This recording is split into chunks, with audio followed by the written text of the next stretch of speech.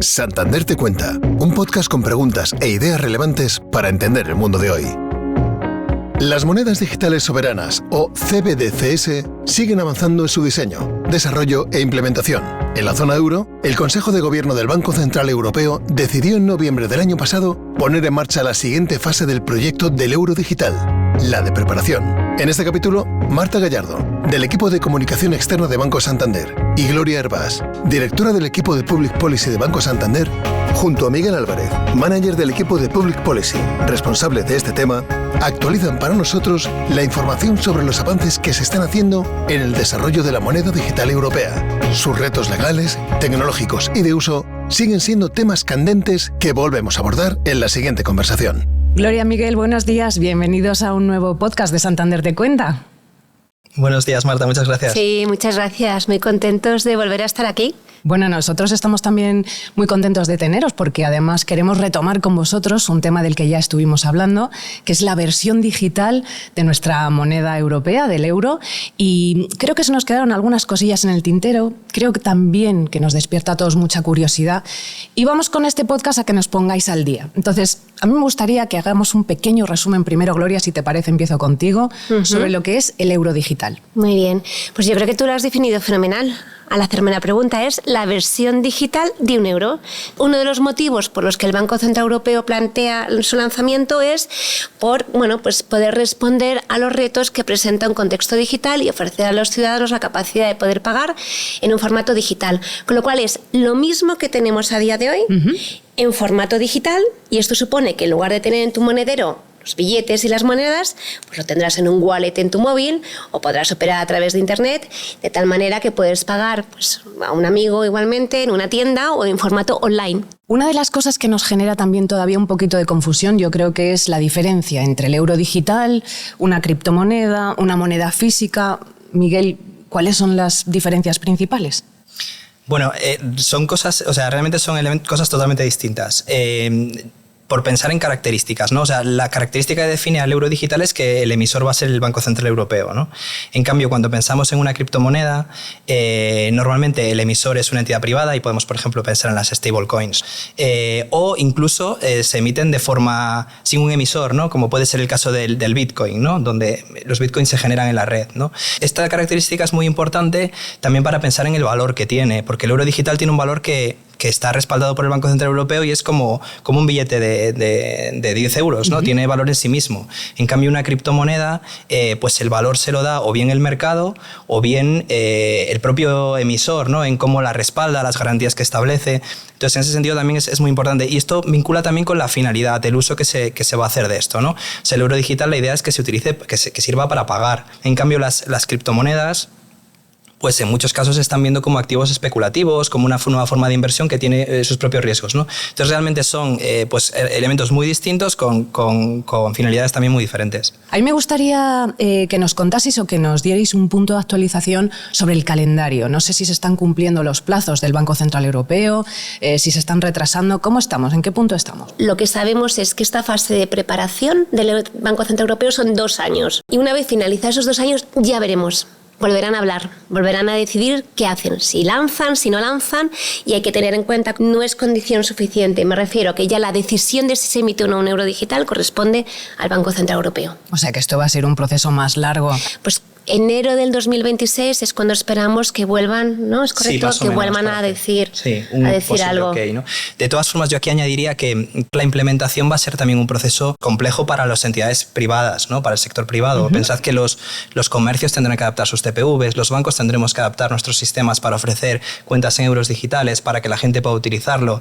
Entonces, esto va a ser un proyecto muy relevante que va a requerir tiempo. Entonces, no sé, podemos pensar que yo aunque haya pilotos, en mi opinión no creo que lo tengamos en nuestros bolsillos antes de 2028, 2029, si todo siguiese su calendario. ¿Y si finalmente se decide? Sí se decide, claro. ¿En términos regulatorios se ha avanzado ya o todavía estamos muy en el inicio de los estudios y el análisis?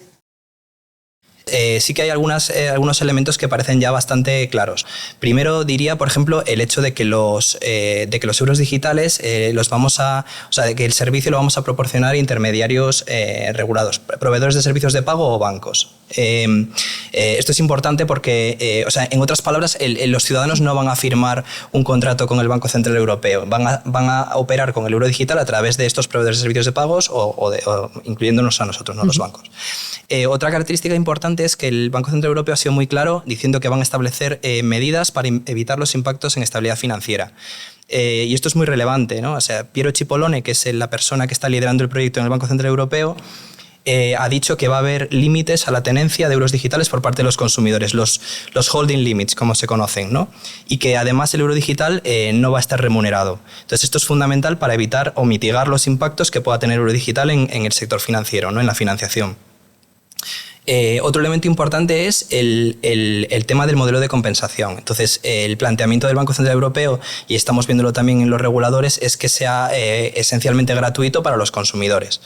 No obstante, pues esto, lo que son los proveedores, los merchants, los comercios, sí tendrían una tarifa, igual que sucede hoy con las tarjetas de débito, por ejemplo, sí. Y además habrá también tasas similares a las tasas de intercambio, tasas entre los distintos proveedores de servicios de pago que influyen en un servicio, también similar a las tarjetas, ¿no? Esto es muy importante porque al final esto tendrá costes muy relevantes y es muy importante que haya un modelo de compensación que garantice que el servicio es sostenible económicamente, ¿no? Ese es un tema donde estamos poniendo mucho foco. Y luego otros elementos importantes son la privacidad, que podemos comentar luego. Lo que sí está claro es que no va a ser anónimo, y también un poco el roadmap que tienen pensado de despliegue, la hoja de ruta, ¿no? Aquí lo que están planteando es empezar por los pagos entre personas, el P2P, similar a lo que hacemos hoy en España con Bizum, ¿no? Sí. Y los pagos también en e-commerce y en comercio físico. Pues teniendo en cuenta esta hoja de ruta, me voy a detener precisamente en uno de los detalles que acabas de mencionar, que es el de la privacidad. La privacidad, que yo creo que es un elemento que nos preocupa a todos y que, bueno, ya se nos ha advertido, y la máxima responsable del proyecto de Euro Digital en España ha advertido que se va a respetar al máximo esta privacidad, que no se pretende recabar datos de los usuarios del euro digital, sino todo lo contrario, pero me gustaría que, Gloria, tú me explicases un poquito más en qué punto estamos con este tema tan importante para los clientes y para los usuarios. A ver, dentro de este proyecto hay pues distintos ángulos, ¿no? Está la discusión más técnica de cómo diseñas esto y luego están los elementos más políticos que pueden ser, bueno, pues elementos que fomenten su lanzamiento, elementos que lo frenen, ¿no? Uno de esos es el tema de la privacidad. Entonces, bueno, pues está viendo que hay distintas voces, asociaciones de consumidores, por ejemplo, pero en distintos países, donde, bueno, pues lo que hay cierto temor a que desde el momento en el que el Banco Central lanza una moneda en un formato digital, que puedas tener cierto control sobre lo que la gente hace con ese dinero, ¿no? O sea, qué compras, qué haces, tus costumbres. Por eso el Banco Central Europeo lo que quiere es insistir muchísimo en que la privacidad es un elemento clave. Y ahí están, ¿no, Miguel? Sí, entonces efectivamente lo que están planteando, y es una propuesta, como comentaba Gloria, el reglamento es donde todo esto se va a terminar de aterrizar en los próximos años, ¿no? Pero lo que se está planteando es que haya, por así decirlo, dos niveles de privacidad. Para los pagos habituales, en lo que se llama el euro digital online, o sea, los pagos entre personas, en e-commerce o incluso cuando hay cobertura, ¿no? Lo normal es la privacidad del euro digital será la misma que la que tenemos hoy como un medio de pago de los que utilizamos habitualmente, ¿no? Y aquí, o sea, es muy importante entender, que los medios de pago que tenemos son seguros en cuanto a privacidad. Europa tiene un reglamento que es GDPR, que establece el marco, y todos los proveedores de pago somos súper respetuosos con la privacidad de los ciudadanos. Entonces, misma privacidad que los medios de pago actuales. Lo que se está planteando es que haya que para los pagos en proximidad, para importes bajitos, lo que se llama el euro digital offline, pueda haber menos, si queréis, menos información registrada sobre dónde se gasta el dinero la gente, ¿no? Y aquí lo que están planteando es un modelo similar al cash. Cuando nosotros pagamos con efectivo, la información que queda realmente es cuánto dinero sacas del cajero, cuánto dinero ingresas por ventanilla. O sea, lo que si queréis se puede saber es cuánto cash tiene una persona, pero no se sabe en qué te estás gastando el dinero, ¿no? Ni cuándo, ni... no. Claro, pues este sería un poco el modelo de los pagos en proximidad, que de alguna manera quedase registrado en el sistema cuántos euros digitales offline tiene una persona, pero que no hubiese registro sobre en qué se lo gastan. A ver, aquí el reto, y por eso hay un debate importante, es cómo al mismo tiempo asegurar que se cumple pues, todo el marco de prevención de blanqueo de capitales, tema de, no sé, evasión de impuestos. O sea, al final el euro digital no puede en ningún caso convertirse en una herramienta para los malos, ¿no? Queda mucha discusión sobre esto. Pero al mismo tiempo si quieres similar al cash, ¿no? Porque estamos diciendo que es cash en formato digital. Claro, bueno, entiendo que haya todavía ciertas confusiones, sobre todo para los ciudadanos en general, acerca de estas cosas, pero bueno, estamos viendo que es un proyecto de largo recorrido. A pesar de ese largo recorrido, Gloria, ¿puede ser que el euro digital termine sustituyendo al dinero en efectivo? No, eso no creo que ocurra. Primero porque uno de los elementos más relevantes es que no quieren, hay pues distintos países, y dentro de los países hay distintas opiniones, ¿no? Pero una de ellas que es muy fuerte es cuidado porque yo no quiero que el euro digital acabe sustituyendo al cash. Entonces lo que ha hecho la Comisión Europea es, al tiempo que ha sacado una propuesta legislativa para regular el euro digital, ha sacado otra propuesta legislativa que viene a regular lo que llama el acceso y la aceptación del efectivo, del cash. Es una propuesta muy cortita y lo que viene a decir es que todos los países tendrán que asegurarse que el cash va a seguir existiendo, que la gente tiene derecho a acceder a esto y a pagar con esto, con lo cual eso nunca va a ocurrir.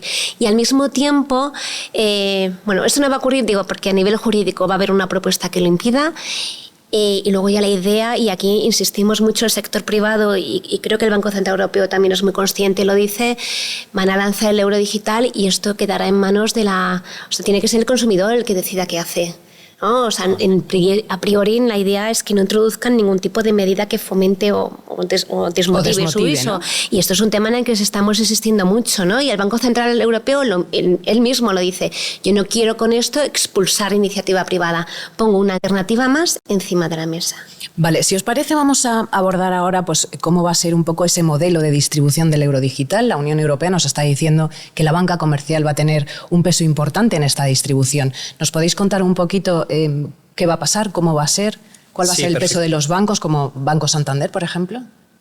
Claro, a ver, lo que ya sabemos, lo comentábamos antes, ¿no? Es que la distribución se va a hacer a través de intermediarios regulados, a través de los bancos y de los proveedores de servicios de pago, ¿no? Esto es muy importante y tiene sentido. Es lo que se llama el modelo de dos niveles. O sea, el Banco Central Europeo emite el euro digital y garantiza que las transacciones se hacen de manera correcta, lo que se llama el settlement, pero luego todo lo que son la provisión de los servicios, el quién abre la cuenta, cómo haces los pagos, cómo haces el fondeo y demás, eso se hace a través de los bancos y los proveedores de pagos, ¿no? Entonces, a ver, y tiene todo el sentido porque, primero, el Banco Central Europeo no tendría la capacidad de dar servicio a los ciudadanos europeos, no es ni su función ni tiene los recursos para hacerlo, y segundo, porque el sector privado es el que al final conoce al cliente, donde tiene que estar la innovación, ¿no? Entonces, está bien. Y además, ofrecerá ventajas al cliente el tener sus euros digitales en el banco, porque primero lo puedes tener vinculado con tu cuenta y de esa manera no te tienes que preocupar de cuántos euros digitales tienes o no. Directamente haces pagos en euros digitales o los recibes y tu saldo, podemos decir, se convierte automáticamente. Uh-huh. Esto es muy bueno porque además mitiga los impactos en el funding nuevamente. No tienes que tener fondeada tu cuenta. Y por otro lado, porque como consumidores yo quiero ver la foto global de lo que tengo, ¿no? Mis euros comerciales, mis euros digitales. No quiero pensar en esto lo tengo aquí, esto lo tengo allá. El poder tenerlo en mi día a día integrado con mis medios de pago diarios, el poder hacer, no sé, un Bizum, pues si quiero en euros digitales, o pues habrá que ver cómo encaja todo esto, pero creo que eso es muy, muy relevante. Así que yo creo que vamos en la dirección correcta en este sentido. Y la labor que tenéis por delante o que tienen por delante las entidades financieras es tremenda, desde luego. Me gustaría también comentaros otro aspecto que nos han ido explicando y es que la adopción del euro digital pues va a reforzar la autonomía del sector de pagos europeo respecto a otros países, terceros países, de los que ahora mismo dependemos. ¿Cómo va a quedar esta situación a nivel geopolítico, de estrategia? ¿Qué beneficios nos va a traer a nosotros? Sí, a ver, esto forma parte del debate, ¿no? De estos elementos políticos que te apuntaban. Cuando el Banco Central Europeo inicia esta conversación, que hace ya tiempo de esto, pues presenta la necesidad de prepararse para ver si un euro digital es necesario o no, en base a tres razones. Una, porque hay que adaptarse a un mundo digital, donde las transacciones tienen lugar en un formato distinto, ¿no? Usamos cada vez un mundo digital y menos el mundo físico. En este contexto, además, el efectivo cada vez se utiliza menos. El Banco Central Europeo alega que quiere asegurarse que el ciudadano no pierda la referencia de que existe una moneda pública. ¿vale? Que existe un euro digital. Entonces, ese es un motivo. El otro es, y además aquí hay que decir que fue uno de los principales elementos, si os acordáis, hace que 3-4 años, ya no, 4 años, Facebook anuncia que lanzaba la moneda digital. ¿Os acordáis? Libra. Sí. Hasta entonces, los bancos centrales nunca habían entrado en este debate. Esto fue un revulsivo. Entra una entidad privada y dice, yo voy a lanzar una moneda digital y todo el mundo lo puede pagar a través de utilizar Libra por WhatsApp y tal.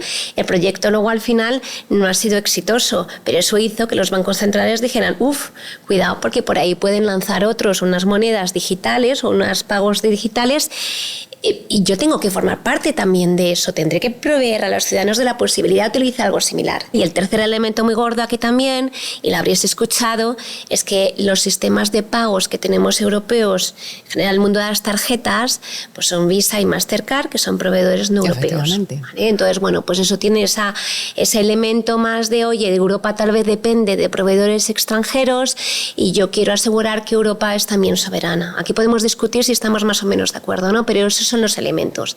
Y todo esto, además, en un contexto, digo, también para dar la foto más grande, pues que venimos de un COVID, donde nos dimos cuenta de que de repente faltaban cosas, ¿no? No teníamos mascarillas, faltaban antibióticos, venimos de la crisis de Ucrania, bueno, que todavía está ahí, con la dependencia energética. Entonces, esto forma parte de un debate más amplio, es que Europa, ¿no? Y hay una voluntad política de ser soberana, ¿no? O tener la capacidad de poder decidir, ¿no? Eso es lo que quieren decir. Bueno, esto no deja de ser geoestrategia pura y dura, ¿no? Geoestrategia para hacer eso, no dependiente de otros.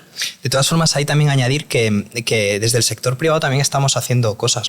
Por ejemplo, Bizum yo creo que es un muy buen ejemplo de un medio de pago que utilizamos todos diariamente y que es una solución que hemos creado en España los bancos españoles. Y hay otras soluciones del estilo, pues en Portugal, en Italia, se están creando iniciativas también en otros países.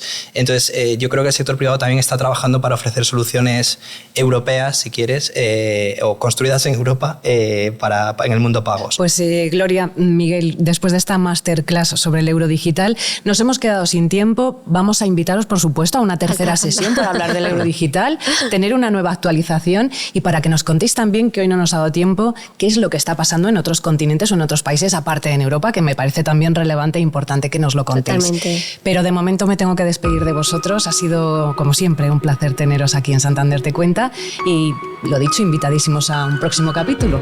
Gracias, Marta. Muchas gracias. Gracias a vosotros. Si quieres descubrir más conversaciones interesantes, visita nuestro canal de Santander Te Cuenta en las plataformas de YouTube, Podimo, Spotify, Apple Podcast e iVoox.